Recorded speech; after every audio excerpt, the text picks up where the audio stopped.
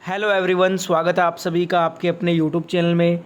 ITI first year old trade का 3 अगस्त 2025 आज का पूरा पेपर एम्प्लॉयबिलिटी स्किल का करने वाले हैं। जिनका भी आगे एग्ज़ाम है फर्स्ट ईयर में किसी भी ट्रेड में, आपके शिफ्ट में भी बिल्कुल ऐसे प्रश्न पूछे जाएंगे एम्प्लॉयबिलिटी स्किल के, और बहुत सारे प्रश्न इस वीडियो से रिपीट होंगे। तो ये सारे प्रश्न आप याद कर लीजिए आपके एग्ज़ाम से पहले, क्योंकि आपके शिफ्ट में एम्प्लॉयबिलिटी स्किल का बिल्कुल यही प्रश्न पूछा जाएगा। तो पूरा वीडियो लास्ट तक देखना और एम्प्लॉयबिलिटी स्किल के ये सारे क्वेश्चन याद कर लेना एग्ज़ाम से पहले। तो चलिए स्टार्ट करते हैं ITI first year old trade employability skill आज का पूरा पेपर। तो देखिए दोस्तों, employability skill first year old trade का क्वेश्चन पेपर आपके स्क्रीन पे आ गया है। मैंने इस वीडियो में 2 सेट लिए हैं पेपर के। मेरे पास 2 सेट आए हैं, 1 से 25 क्वेश्चन है एक सेट में, टोटल 50 क्वेश्चन है दोनों सेट में मिलाकर। तो दोनों पेपर देख लेंगे, आज के ही पेपर हैं दोनों के दोनों। पहला क्वेश्चन यहाँ पे पूछा गया है, गैर नवीकरणीय ऊर्जा संसाधन कौन सा है इनमें से। देखिए, गैर नवीकरणीय ऊर्जा संसाधन हो जाएगा कोयला हो जाएगा, तो डी नंबर ऑप्शन यहाँ पे आपका राइट आंसर होगा। पूरा पेपर देखना है क्योंकि आपके शिफ्ट में भी बिल्कुल ये प्रश्न रिपीट होगा। अगला क्वेश्चन नंबर 2 है, कंप्यूटर नेटवर्क जो एक क्षेत्रीय, राष्ट्रीय या वैश्विक क्षेत्र तक फैला होता है उसे क्या कहा जाता है। उसे वैन कहा जाता है। वैन का फुल फॉर्म होता है wide area network. D number option यहाँ पे राइट आंसर हो जाएगा। लैन का फुल फॉर्म होता है लोकल एरिया नेटवर्क। नेक्स्ट यहाँ पे क्वेश्चन नंबर 3 पूछा गया आपसे कि रसायनों के जहरीले गुणों के कारण होने वाले खतरों को किसके रूप में वर्गीकृत किया जाता है। रसायनों के जहरीले गुणों के कारण होने वाले खतरों को रासायनिक खतरे यानी कि केमिकल हैजार्ड में काउंट किया जाता है। डी नंबर ऑप्शन यहाँ पे राइट आंसर हो जाएगा। नेक्स्ट क्वेश्चन पूछा गया है क्वेश्चन नंबर 4, एक प्रोग्राम जो अन्य प्रोग्राम को संशोधित करके उन्हें संक्रमित करता है उसे क्या कहते हैं। देखिए, ये वाला क्वेश्चन कल के पेपर में भी एम्प्लॉयबिलिटी स्किल में पूछा गया था और आज भी पूछा है। तो आप देख सकते हैं क्वेश्चन रिपीट हो रहे हैं शिफ्ट टू शिफ्ट, इसलिए बोल रहा हूँ ये सारे प्रश्न आप याद ज़रूर कर लेना, क्योंकि आपके शिफ्ट में भी यही प्रश्न पूछा जाएगा फिर से। इसको वायरस बोलते हैं, एक प्रोग्राम जो अन्य प्रोग्राम को संशोधित करके उसे संक्रमित करता है उसे वायरस कहते हैं। ए नंबर ऑप्शन यहाँ पे राइट आंसर हो जाएगा।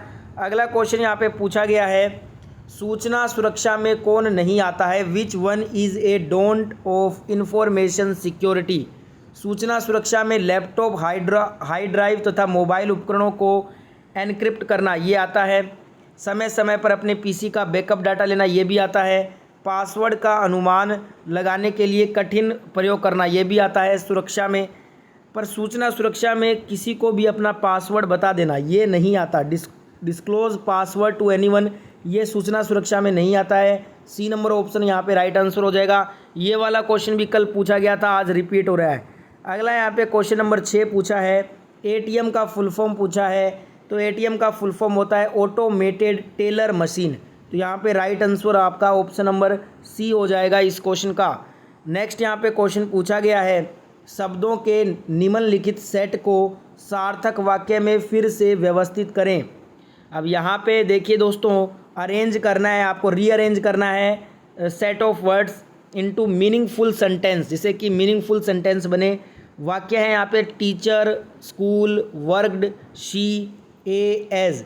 तो इसका सही से अगर हम इसे अरेंज करेंगे ना तो आएगा C worked as a school teacher.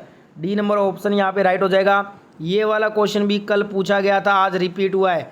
3 question अभी तक ऐसे हैं जो कि कल पूछे गए थे एम्प्लॉयबिलिटी स्किल के पेपर में और आज फिर से पूछे गए हैं। तो देख सकते हैं कितने ज़्यादा मात्रा में क्वेश्चन रिपीट हो रहा है शिफ्ट टू शिफ्ट। अगला क्वेश्चन यहाँ पे पूछा है, कौन सा फॉर्मूला सही है। तो Q बराबर होता है आपका P बटा में Q होता है, ठीक है। तो यहाँ पे right answer option number D हो जाएगा इस क्वेश्चन में। नेक्स्ट यहाँ पे क्वेश्चन नंबर 9 पूछा है, आपके रिज्यूम के मुख्य शीर्षकों को रेखांकित करने के लिए किस शॉर्टकट की का उपयोग किया जाता है। Ctrl+U का यूज़ करते हैं हम। राइट आंसर डी हो जाएगा ऑप्शन। ये वाला क्वेश्चन भी कल आया था। अभी तक 4 प्रश्न ऐसे आ चुके हैं जो कल पूछे गए थे और आज भी पूछे हैं। अगला क्वेश्चन यहाँ पे पूछा है, ISO 9001 पंजीकरण में अंतिम चरण क्या होता है? ये होता है सर्टिफिकेशन एंड ऑडिट, प्रमाणन और लेखा परीक्षा होता है। ISO 9001 पंजीकरण में अंतिम चरण होता है प्रमाणन और लेखा परीक्षा। सी नंबर ऑप्शन यहाँ पे राइट आंसर होगा इस क्वेश्चन का। अगला यहाँ पे क्वेश्चन नंबर 11 पूछा गया है, नए उपयोगी उत्पादों में छोड़ी गई सामग्रियों की पुनः आपूर्ति को क्या कहा जाता है? इन सभी को रिसाइकलिंग ऑफ मटेरियल, सामग्री का पुनः चक्रण कहते हैं। ए नंबर ऑप्शन यहाँ पे राइट आंसर होगा। अगला क्वेश्चन पूछा गया है, निम्नलिखित में से कौन सा एक वर्णनात्मक शब्द है? Which of the following is a describing word? Hot, गर्म जो है ये एक वर्णनात्मक शब्द हो जाएगा। बी नंबर ऑप्शन यहाँ पे राइट आंसर होगा। अगला क्वेश्चन देखिएगा, शब्द वैन, इसका मतलब क्या होता है? ये टाइम, समय को दर्शाता है। सी नंबर ऑप्शन राइट हो जाएगा। ये वाला क्वेश्चन तो अभी तक ITI एग्ज़ाम में 4 से 5 बार रिपीट हो चुका है अलग अलग शिफ्ट में। नेक्स्ट यहाँ पे क्वेश्चन पूछा गया है, ग्राहक शिकायतों से निपटने के लिए सीखने की तकनीक क्या होती है? लिसन, एम्पैथाइज, अपोलोजाइज, रिएक्ट और नाउ। ग्राहक शिकायतों से निपटने के लिए ये सीखने की जो तकनीक है वो ये होती है। तो यहाँ पे right answer option number A हो जाएगा इस क्वेश्चन में। अगला यहाँ पे क्वेश्चन पूछा है, जांच करने वाले प्रश्न आपकी मदद करते हैं ग्राहक की विशिष्ट आवश्यकताओं की पहचान करने के लिए। To identify customers specific need. Right answer option number C होगा इस क्वेश्चन का। अगला क्वेश्चन यहाँ पे पूछा है, सेलेक्ट ऑल कमांड के लिए किस शॉर्टकट की का यूज़ करते हैं? Ctrl+A से हम सेलेक्ट ऑल करते हैं किसी भी टेक्स्ट को। Right answer option number C हो जाएगा। ठीक है, Ctrl+C से कॉपी करते हैं, Ctrl+V से पेस्ट करते हैं, Ctrl+X से कट करते हैं। नेक्स्ट यहाँ पे क्वेश्चन पूछा गया है, सफल लोग असफलता को कैसे संभालते हैं? तो ये अपनी गलतियों से सीखकर अपने जो है ना सफल लोग असफलता को संभालते हैं। They learn from their mistakes, वे अपनी गलतियों से सीखते हैं। डी नंबर ऑप्शन यहाँ पे राइट आंसर होगा। नेक्स्ट यहाँ पे क्वेश्चन पूछा है, एक खालिस्तान व्यक्ति वह है जो किसी व्यक्ति या संगठन के लिए काम करता है और उस काम के लिए भुगतान करता है, तो उसे बोलते हैं नियोजित मजदूरी, वेज एम्प्लॉयड बोलते हैं इसे। वी नंबर ऑप्शन यहाँ पे राइट आंसर होगा। नेक्स्ट यहाँ पे क्वेश्चन पूछा है, PDCA चक्र में P का मतलब होता है प्लान। ए नंबर ऑप्शन यहाँ पे राइट आंसर हो जाएगा। अगला क्वेश्चन पूछा गया है, एंट्री लेवल जॉब का क्या मतलब होता है? यह एक शुरुआती या जूनियर स्तर की नौकरी है। इट इज़ ए स्टार्टिंग और जूनियर लेवल जॉब, इसे बोलते हैं entry level job. B number option यहाँ पे राइट आंसर हो जाएगा। अगला क्वेश्चन पूछा गया है, चौथी रो और चौथे कॉलम का सेल एड्रेस क्या होता है? तो ये आपका होता है D4 होता है। Right answer option number C हो जाएगा। बहुत सारे क्वेश्चन आपके एम्प्लॉयबिलिटी में रिपीट हो रहे हैं। अंस्वर शब्द में कौन सा मूक अक्षर है? Which is a silent letter in the word answer. इसमें W जो है ना वो साइलेंट लेटर है। ए नंबर ऑप्शन यहाँ पे राइट आंसर हो जाएगा।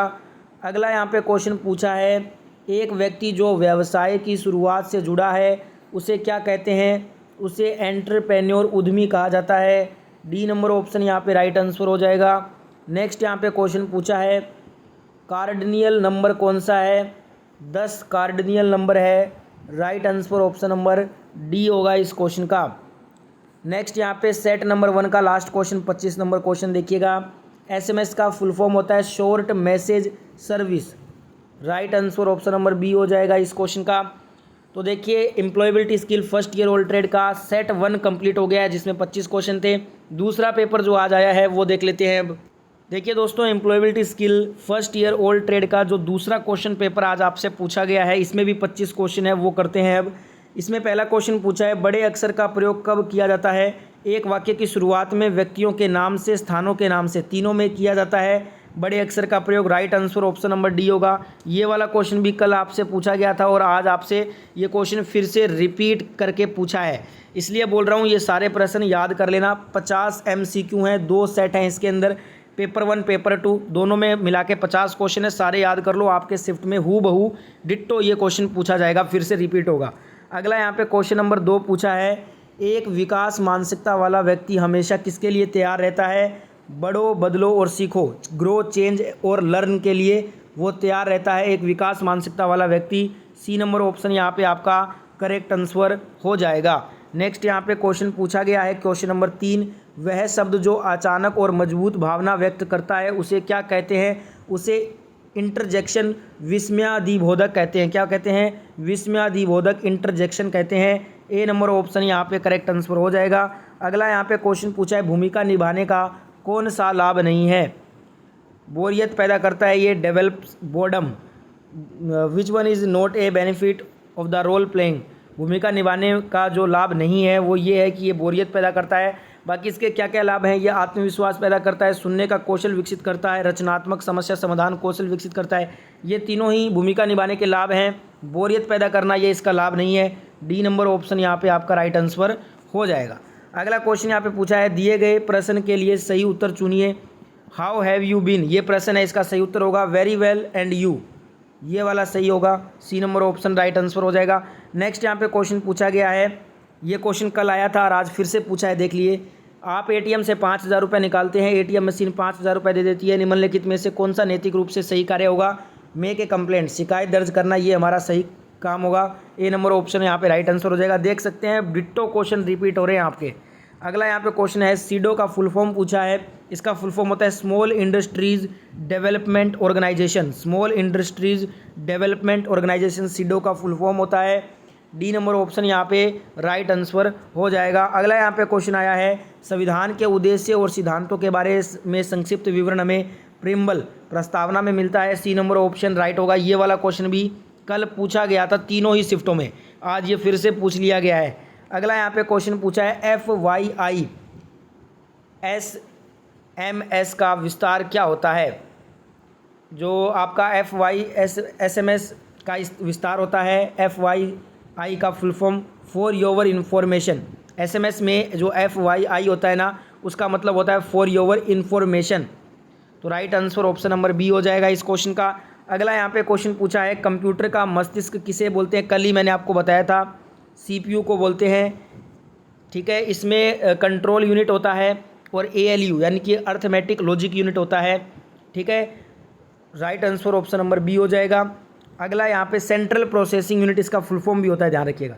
अगला यहाँ पे क्वेश्चन पूछा है, निम्न में से पब्लिक स्पीकिंग के 3P का तत्व कौन सा नहीं है? प्रिपेयर है, परफॉर्म है, प्रैक्टिस है, पोजेज नहीं है। डी नंबर ऑप्शन यहाँ पे राइट हो जाएगा। देखिए, आपके लिए इतना मेहनत कर रहे हैं तो सभी प्यारे दोस्त, एक बार जितने भी दोस्त देख रहे हो सभी के सभी एक बार वीडियो को लाइक कर दो। जिन्होंने वीडियो को लाइक नहीं किया है सभी के सभी लाइक कर दीजिए।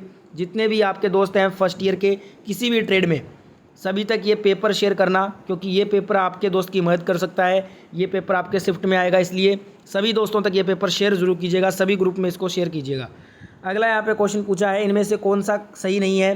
तो देखिए, ऑप्शन बी है, प्रत्येक ग्राहक से समान प्रश्न पूछना। Ask each customer the same set of questions, ये सही नहीं है। बाकी ACD ये तीनों स्टेटमेंट सही है, बी नंबर स्टेटमेंट गलत है। तो बी नंबर ऑप्शन यहाँ पे राइट आंसर हो जाएगा। अगला यहाँ पे क्वेश्चन पूछा, निम्न में से कौन एक आर्टिकल नहीं है? तो देखिए, द, AN और द ये आर्टिकल होते हैं, वहीं इन कोई आर्टिकल नहीं है। डी नंबर ऑप्शन यहाँ पे राइट हो जाएगा, ये एक प्रोपोजिशन में आता है। अगला क्वेश्चन पूछा है, दिए गए वाक्य के लिए उपयुक्त विशेषण के साथ रिक्त स्थान भरें। यहाँ पे आपको fill in the blank with suitable adjective for the given sentence. Sentence है, the little girl dash eyes revealed her mischief. देखिए, तो यहाँ पे आएगा ट्विंकलिंग आएगा, the little girl's twinkling eyes revealed her mischief. तो यहाँ पे right answer option number C हो जाएगा। ठीक है, अगला यहाँ पे क्वेश्चन पूछा है, आपकी पहचान को गठित करने में निम्नलिखित में से कौन सा सही है? तो यहाँ पे कौन सा सही नहीं है ये बताना है। मूल्यों, पसंद, अभिनति, ये तीनों ही हमारी पहचान को गठित करने में सही होता है। वहीं एक परीक्षा में प्राप्त अंक, marks scored in an exam, ये कोई भी हमारा पहचान को गठित करने में ये शामिल नहीं होता है। वहीं मूल्य, पसंद, अभिनत, ये तीनों ओपिनियंस, लाइक्स, वैल्यूज़, ये हमारी पहचान को गठित करते हैं। एक परीक्षा में प्राप्त हुए अंक वो हमारी पहचान को गठित नहीं करते हैं। तो यहाँ पे डी नंबर ऑप्शन हमारा राइट आंसर हो जाएगा। अगला क्वेश्चन यहाँ पे ये है कि ग्राहक शिकायतों से निपटने के लिए सीखने की तकनीक क्या है? Listen, empathise, apologise, react now. ये मैंने आपको अभी करवाया था, ये रिपीट हुआ है। देख लीजिए, 2 पेपर करवा रहा हूँ आज। क्वेश्चन आज ही एक दूसरे से पेपर में रिपीट हो रहे हैं, तो सोच सकते हैं आपके शिफ्ट में कितने क्वेश्चन रिपीट होंगे। नेक्स्ट यहाँ पे पूछा है आमने सामने के संचार में tone of tone of voice जो होता है वो कितना होता है? ये 38% होता है। कितना होता है? 38%। Right answer option number B हो जाएगा इस क्वेश्चन का। अगला यहाँ पे क्वेश्चन पूछा है निम्नलिखित में से कौन एक वर्णात्मक शब्द है? तो ये अभी देखिए, अभी पहला पेपर में ये क्वेश्चन आया था, ये फिर से दूसरे पेपर में भी क्वेश्चन आ गया है। डी नंबर ऑप्शन यहाँ पे करेक्ट हो जाएगा। अगला क्वेश्चन देखिएगा, अगला क्वेश्चन में पूछा है एक गतिविधि जो तनाव को रोकती है या कम करती है उसे स्ट्रेस बस्टर कहा जाता है। आपके अनुसार निम्नलिखित में से ऐसे कौन एक स्ट्रेस बस्टर नहीं है? समय पर बिस्तर जाना, बागवानी, संगीत सुनना, ये तीनों ही स्ट्रेस बस्टर हैं, स्ट्रेस को दूर करते हैं। वहीं spending long hours thinking about the problem, लंबे समय तक समस्या के बारे में सोचते रहना, ये स्ट्रेस बस्टर में शामिल नहीं है, बल्कि तक ये हमारे स्ट्रेस को और बढ़ाने का काम करेगा। तो यहाँ पे सी नंबर ऑप्शन यहाँ पे राइट आंसर हो जाएगा। अगला क्वेश्चन देखिएगा दोस्तों, अगला क्वेश्चन है जब आप शिक्षक, परिशिक्षक या पर्यवेक्षक जैसे उच्च अधिकारियों का अभिवादन करते हैं तो आपको किसका उपयोग करना चाहिए? गुड मॉर्निंग का। सी नंबर ऑप्शन यहाँ पे राइट आंसर हो जाएगा। अगला क्वेश्चन देखिएगा, एमएस एक्सेल में वर्कशीट के संग्रह को किसके रूप में जाना जाता है? एमएस एक्सेल में वर्कशीट के संग्रह को वर्कबुक के रूप में जाना जाता है। बी नंबर ऑप्शन यहाँ पे राइट आंसर होगा। अगला क्वेश्चन पूछा है कौन एक सोशल नेटवर्किंग साइट है? तो देखिए, आपका जो फेसबुक है ना, ये एक सोशल नेटवर्किंग का साइट है। सी नंबर ऑप्शन यहाँ पे राइट आंसर हो जाएगा। अगला क्वेश्चन पूछा है जब आप अपना बायोडेटा ईमेल के माध्यम से भेजते हैं तो आप उसे किसके रूप में भेज रहे होते हैं? अटैचमेंट के रूप में। जब भी हम अपना बायोडेटा ईमेल से भेजते हैं ना, तो उसमें हम अटैचमेंट के रूप में अपनी बायोडेटा भेजते हैं, जैसे कि रिज्यूम हो गया, कोई फाइल हो गई, कोई पीडीएफ हो गया, उसको अटैच करके उसके साथ में भेजा जाता है। सी नंबर ऑप्शन यहाँ पे करेक्ट आंसर हो जाएगा इस क्वेश्चन में। अगला क्वेश्चन पूछा है चर्चा शिष्टाचार में डोंट का मतलब क्या होगा? अनावश्यक बहस करना, आर्ग्यू अननेसेसरी। ये चर्चा शिष्टाचार में डोंट होता है, इसको नहीं करना चाहिए। सी नंबर ऑप्शन यहाँ पे राइट हो जाएगा। इस पेपर का लास्ट क्वेश्चन है तुलनात्मक विशेषण के साथ रिक्त स्थान भरिए। Fill in the blank with comparative adjective your pencil is dash than mine. तो इसमें सही तुलनात्मक विशेषण आएगा शार्पर। शार्पर आएगा, your pencil is sharper than mine. तो यहाँ पे B number option right answer हो जाएगा। तो ये था employability skill first year old trade के लिए। आज 2 पेपर मैंने आपको कराए हैं। आज के ये रियल पेपर थे जो आपसे पूछा गया था। आपके शिफ्ट में भी ये प्रश्न आएगा, रिपीट होगा पूरा का पूरा पेपर। इसलिए ये वीडियो बार बार देखिएगा जब तक ये सारे प्रश्न आपको याद ना हो। वीडियो को लाइक शेयर भी कर देना।